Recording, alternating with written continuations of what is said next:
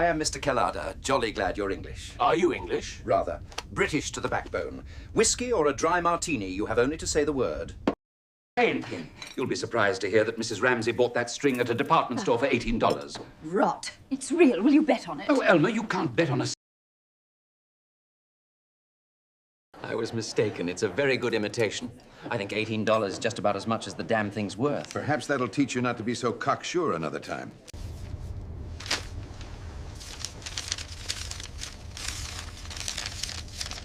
Who's this from? Aunt, I did not like the look of it. I observed that he was a patron of the ex-Monsieur Coty. The 3 on the 4. It's coming out, it's coming out. The 10 on the knave. I assure you, there is simply no debate on the matter. I know these things better than anyone. Your certainty is the problem, Kellada. You know nothing of the sort. £60 for the ivory, gentlemen. Going once, going twice. It is not ivory, you bounder. It's cheap plastic, and I won't have you swindling these people. You see, Max, we made it.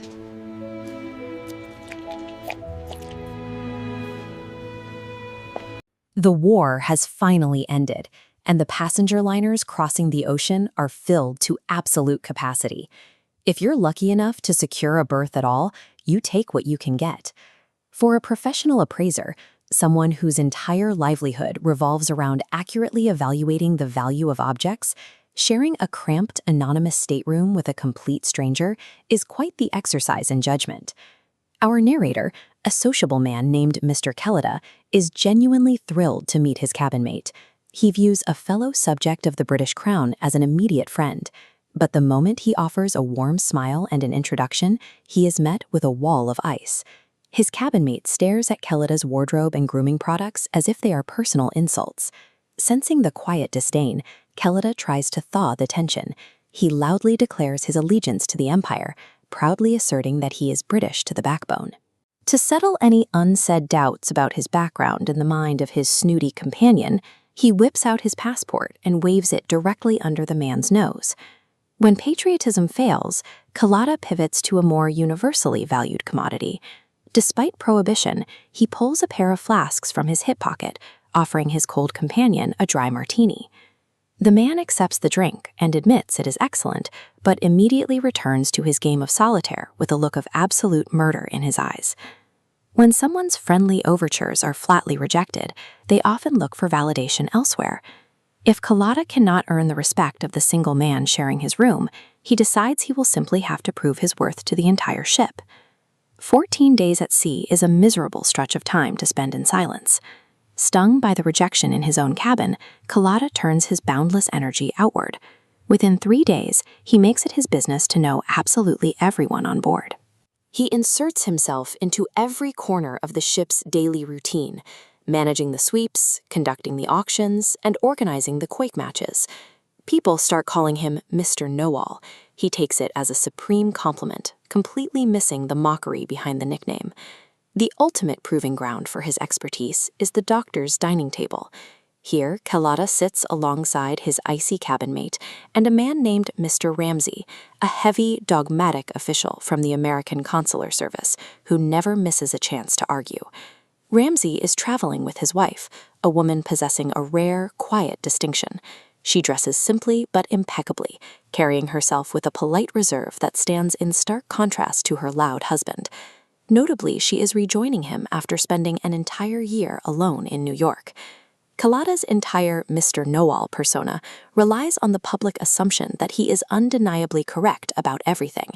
Ramsay, meanwhile, is hopelessly argumentative. Putting the two of them at the same dinner table guarantees a collision. One evening, the conversation drifts to cultured Japanese pearls. This is no casual topic for Kellada. He is literally in the pearl trade, specifically traveling to Japan to look into the business. He attempts to educate the table on the industry. Ramsay spots an opportunity. Unable to resist taking a dig at the resident expert, he starts picking at Kellada's professional pride. Within 5 minutes, the two men are locked in a heated argument over the ability to identify a genuine stone. Kellada thumps the table. He points straight at the elegant chain around Mrs. Ramsay's neck, declaring it a flawless example. He guarantees the table that her necklace will never lose its value, pricing it at a staggering $15,000 in the trade. Ramsey flashes a gloating sneer. He informs the table that he didn't buy the necklace. According to him, his wife bought it at a department store on Fifth Avenue the day before they left New York for $18. Look at this visual breakdown. On one side, Ramsey's valuation, a tiny $18 blip. On the other, Carlotta's expert appraisal, towering at $15,000. Ramsey proposes a hard test, bridging the gap. He bets $100 it's an imitation. Despite Mrs. Ramsey's desperate pleading that her husband can't bet on a certainty, Carlotta instantly accepts. Ramsey unclasps the chain and hands it over. For Carlotta, the stakes have shifted. He is no longer making a casual dinner party boast. His professional identity, his entire reputation on the ship, and his self-appointed title are now entirely dependent on proving Ramsey wrong. Carlotta pulls a magnifying glass from his pocket. The dining room goes quiet as he scrutinizes the stones. It takes him less than a second to see the truth in the weight, the luster, and the cut. They are magnificent, real, exquisite, and worth an absolute fortune. A smile of total triumph spreads across Carlotta's face. He opens his mouth to announce his victory and collect his money, but then he looks up. He catches sight of Mrs. Ramsey. All the color has drained from her face. She is staring at him with wide, terrified eyes, holding a desperate, naked appeal. Carlotta looks at the chain, then back at the woman. A consular official on a modest salary doesn't buy pearls like these, and a department store doesn't sell them for $18. During that year alone in New York, a very expensive secret had entered Mrs. Ramsey's life. Carlotta is frozen. He has the correct appraisal in his hand, but he is suddenly weighing a different kind of value. He can tell the truth, win the $100, and validate his massive pride, but doing so will expose her secret and destroy her marriage right there over the soup course. The silence in the dining room stretches. Carlotta feels the blood rushing to his cheeks. He chokes down his pride, opens his mouth, and forces out the most humiliating words he can imagine. "I was mistaken. It's a very good imitation." His hands actually shake as he pulls out his pocketbook. He hands a crisp $100 note to Ramsey without another word. Ramsey pockets the money, loudly gloating and advising his young friend not to be so cocksure next time. The story spreads through the ocean liner within hours. Carlotta is subjected to endless mockery for the rest of the evening. The man who made it his business to know everything had been completely, publicly caught out. He is the finest joke on the Pacific. The tragedy of his choice is that no one sees the sacrifice. To the entire ship, Carlotta is a fraud who got his comeuppance. His moment of ultimate moral discipline looks exactly like a total professional failure.